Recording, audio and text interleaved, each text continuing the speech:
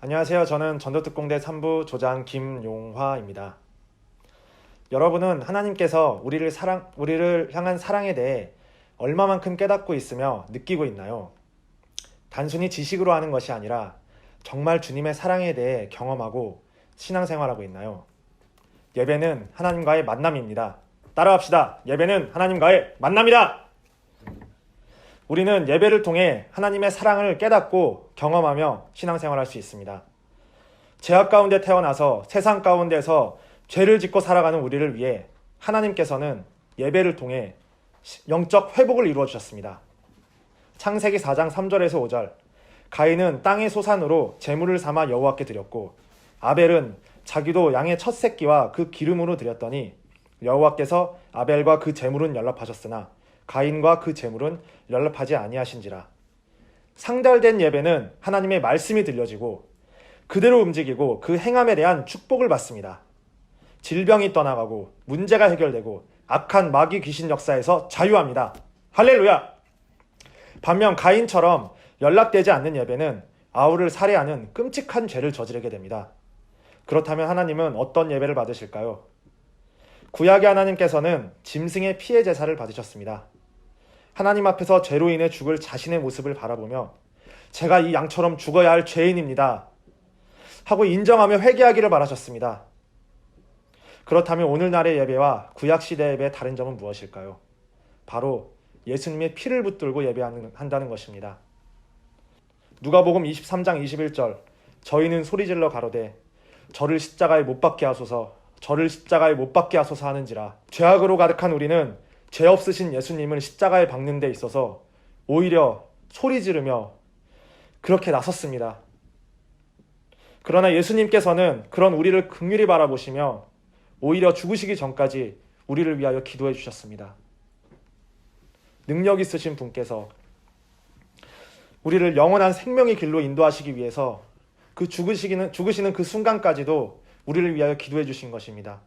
아무 말 없이 그렇게 피 흘리며 죽으시기까지 우리를 위하여 그렇게 십자가에 못 박히신 것입니다. 주님께서도 우리를 사랑하심으로 자신의 아들을 우리에게 기꺼이 내어주실 만큼, 그것도 처절하게 십자가에서 갈기갈기 찢어지며 피 흘리며 벌어지는 아들을 모른 채 고개를 돌리실 만큼 그렇게 우리를 사랑해 주셨습니다.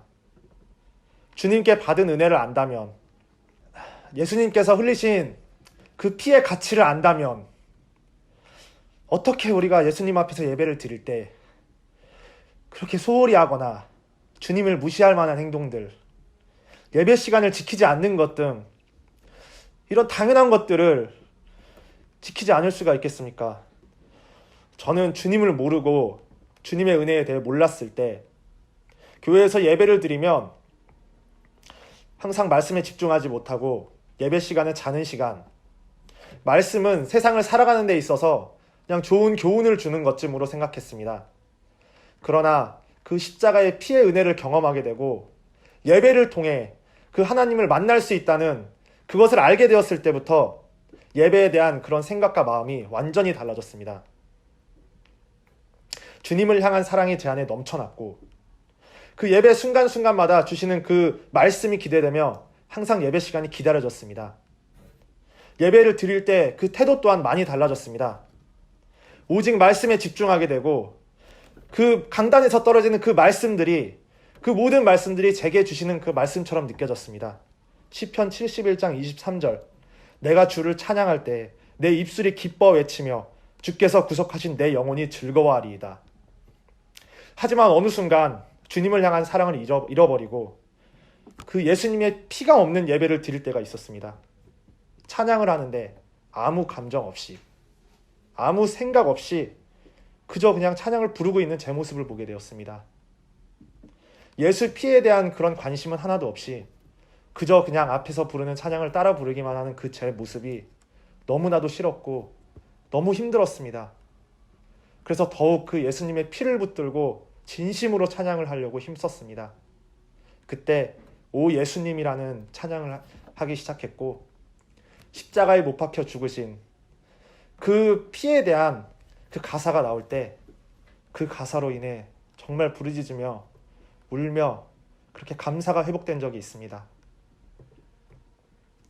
예수 피를 들고 그렇게 하나님 앞에서 찬양으로 예배를 드릴 때 그 제게서 주님을 향한 그 영적 회복이 이루어지게 된 것입니다. 여러분은 예배를 드릴 때 듣는 말씀들이 나와는 상관없는 말씀처럼 들리고 그저 시간만 때우다 가는 예배를 드리진 않습니까? 습관적으로 듣는 찬양 시간, 그저 곡조 있는 노래로서 찬양을 부르고 있지는 않습니까? 만약 그렇다면 어느 순간부터 여러분은 예수 피를 잃어버린 채 그저 그 자리에 있는 것뿐입니다. 그럴수록 하루 빨리 회개해서 예배를 통해 내게 주시는 그 말씀들을 심령에 새겨야 합니다. 주님의 은혜에 대한 감사가 넘침으로 예수 피를 들고 진심으로 주님께 찬양을 올려드려야 됩니다.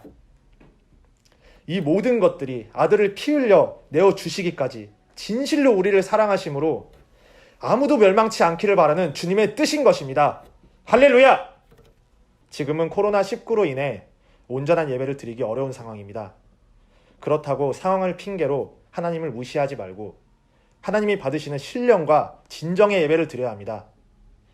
로마서 12장 1절 그러므로 형제들아 내가 하나님의 모든 자비하심으로 너희를 권하노니 너희 몸을 하나님이 기뻐하시는 거룩한 산 제사로 드리라. 이는 너희의 드릴 영적 예배니라. 나를 산제물로 드리는 것이 주님이 받으시는 예배입니다. 주님 앞에서 죽어야 할 나를 대신하여 죽으신 그 예수님의 피를 붙들고 예배를 드릴 때 그 피 앞에서 나의 모든 것을 주님께 드리며 예배를 드릴 때 그때 주님께서 기뻐 받으시는 예배가 되는 겁니다.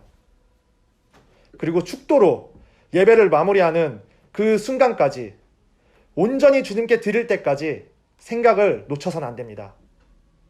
예배 잘 드리고 마지막에 생각을 뺏겨서 흠난 예배를 주님께 올려드린다면 주님은 받으시지 않으십니다. 가정에서 예배드리는 저희 부원 중에 예배를 통해 은혜 받은 자매의 이야기를 소개하고자 합니다. 이 자매는 코로나로 인해 학교도 휴학하고 몸도 안 좋은 상황이라 많이 힘든 상황이었습니다. 작정 기도를 하면서 기도 성공을 하기 전에 예배를 온전히 드려야겠다는 생각을 하게 되었습니다.